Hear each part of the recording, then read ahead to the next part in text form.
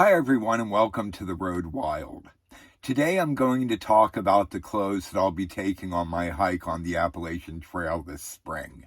I'm not sure if I'm going to take all of these clothes at once or take the warmer gear at the beginning and keep some at home, and then when it gets a little warmer outside, send some of my colder gear home and some of my summer gear, have it forwarded to me somewhere on the trail. At any rate, so I'm going to be starting with a pair of shorts. These are Patagonia 5-inch baggies. I've worn a pair of baggies like this for I don't know how long. I have probably 4 or 5 pair. So that's going to be primarily what I'm going to be wearing. I don't wear underwear when I hike. This has a built-in net, which is more than sufficient for me. When it gets a little bit colder, I'll be wearing a pair of Belief leggings. They're fleece lined, very thin fleece, but just enough to be warm enough. They have some very nice zip legs, gripping elastic in the waist. These are a perfect mid-layer if it gets cold outside. With my upper body, I'll be wearing a Belief lightweight, long sleeve, polypropylene shirt, kind of like probably a cap 1, cap 2, if you're looking at Patagonia capilene weight. Over this, if it gets colder, I will be putting on my Patagonia R1 hoodie. This is very airable fleece. It's really lightweight. Very cozy and warm. No cinch cords, but the sleeves hug very well. The waist has elastic and a couple of really nice pockets as well. So this is going to be a great mid-layer, and I'm probably going to be hiking in this a lot with this underneath it. And for my final layer, when it gets really cold, I have a Patagonia down sweater hoodie. It's not as lightweight as, say, the Nano Puff or the Micro Puff or the Ghost Whisperer by Mountain Hardwear. It weighs probably twice as much. Weighs about 14 ounces.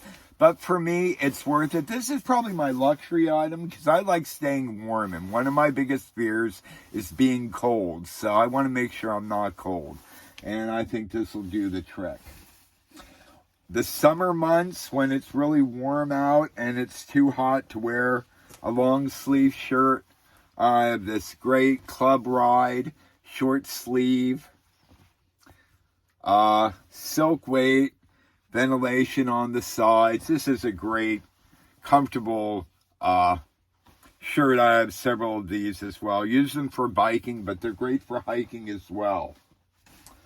On my feet, I'll be wearing a pair of Darn Tough crew socks. These guys have always been great for me. These aren't, these are like, I don't know, lightweight. They're not heavyweight by any means. I will also be taking a pair of heavyweight merino wool socks just to wear at night in my sleeping bag to be a little warmer because my feet tend to get cold. On the trail, I just got a brand new pair of Ultra Lone Peak 6s.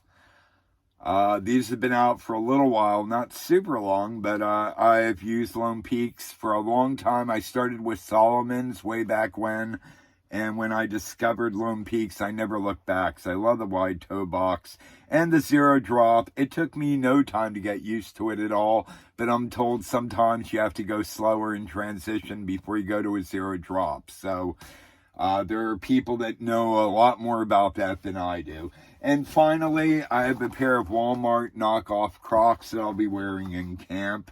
These don't weigh all that much, and they're waterproof and really convenient for any water crossings or anything like that.